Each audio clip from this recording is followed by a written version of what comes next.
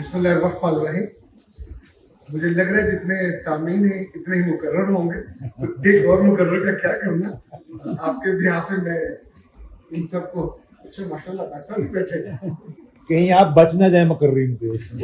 ہاں ایسے لگ رہا ہے, ایسے لگ رہا ہے. بہت سے لوگ تو انتظار کرتے ہیں کہ موقع ملے اور اس کا فائدہ اٹھائیں. مجھے ایسا کوئی شوق نہیں ہے. جتنے دور دور سے آئے ہیں یہ ان کی محبت ہے, ورنہ فی زمانہ سچی بات یہ ہے کہ ہم نے بڑے بڑے ایڈیٹروں کو, کالم نگاروں کو اپنی آنکھوں کے سامنے مرتے دیکھا, یعنی جن کے بنا اخبار کبھی شائع نہیں ہوتی تھی, کالم کا کبھی ناغہ نہیں ہوتا تھا, اور ابھی کوئی ان کا تذکرہ بھی نہیں کرتا. آپ ٹاپ کے نذیر ناجی سے لے کے جس چیز کا نام لیتے جائیے, مجھے لگتا ہے کہ جو لوگ دوسروں کی زندگی میں کنٹریبیوٹ کرتے ہیں, ان کی زندگی کو اپ لفٹ کرتے ہیں. ویسے تو جو اردو ادب کو پڑھنے والے وہ کہتے ہیں کہ 10 سال ایک اچھے رائٹر کی اور اس کی کتاب کی زندگی ہوتی ہے. کچھ لوگوں کی کتابیں آتی ہیں اور ساتھ ہی وہ فوت ہو جاتی ہیں, لیکن یہ بہت حیرت والی بات ہے کہ ڈاکٹر عمران مشتاق صاحب 50 سال سے مسلسل لکھے جا رہے ہیں. آج کل کی ٹی وی میں بہت سے لوگ لکھتے ہیں پر وہ خود ہی سنتے ہیں یا ان کا پروڈیوسر غریب کا بچہ سنتا ہے. ان کے ہاں مجھے امید یہی ہے کہ ان کے علاوہ, فہیم کے علاوہ, کمپوزر کے علاوہ اور بہت سے لوگ بھی ہیں جو ان کو پڑھتے ہیں. اسی وجہ سے یہ اتنا بڑا اعزاز. پہلے یہ کام انوکھی کہانیاں نے کیا, دیٹ از ریئر. عام طور پہ جو موجودہ ایڈیٹر ہوتے ہیں یہ پرانے ایڈیٹروں کو بالکل گھاس نہیں ڈالتے اور انہیں لگتا ہے کہ بس انہی کا عہد ہے, وہ لمبا ہوگا اور لمبا ہوتا جائے گا.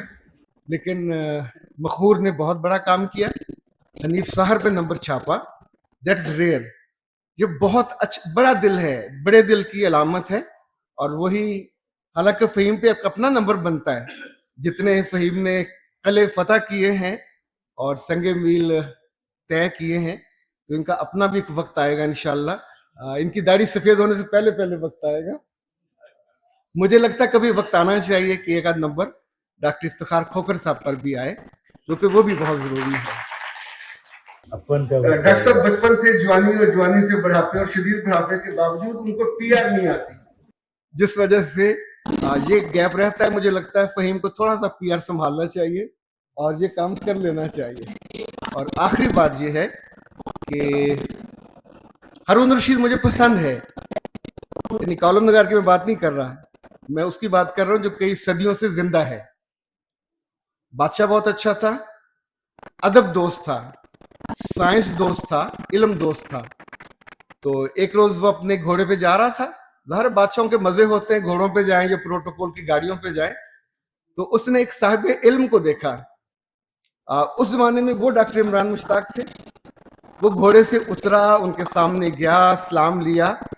امام قصائی ان کا نام تھا, کاف کتاب والا. تو جا کے کہا آپ میرے پاس آتے نہیں ہو.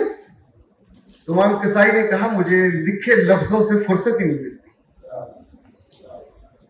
تو اس نے کہا ایسے لفظوں کا کیا فائدہ کہ آپ کو بادشاہ کے پاس آنے کی فرصت نہیں ہے, تو کیا پایا آپ نے اتنے لفظوں سے. تو امام قصائی زندگی میں بہت کم مسکرائے.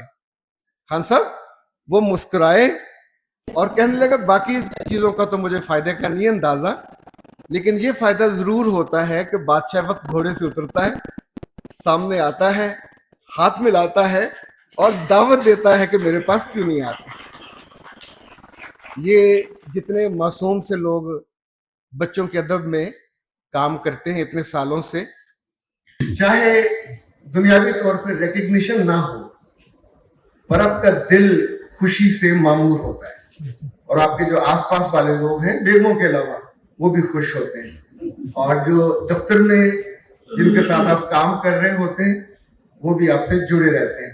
لوگ اتنی دور سے, سیالکوٹ سے بھی آ جاتے ہیں, ملتان سے بھی آ جاتے ہیں. آپ کو بہت مبارک ہو ڈاکٹر صاحب, ایسے ہی زندہ رہیں, اچھے لفظ لکھتے رہیے. ایک وقت ایسا آتا ہے کہ جب آپ کو اپنی کتابیں اور کہانیاں گننا چھوڑ دینا چاہیے.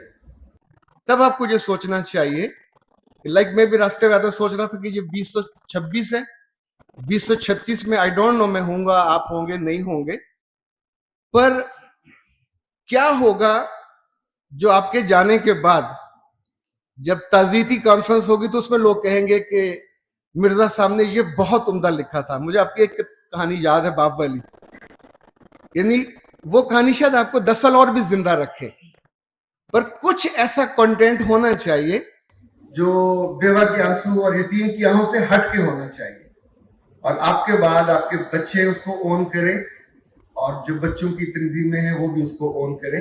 ये जिंदगी की ज्यादा खूबसूरती और ज्यादा ताकतवर दलील होती है, जो आपके लफ्ज आपको मरने नहीं देते और आपकी लेगेसी के तौर पे जिंदा रहते हैं।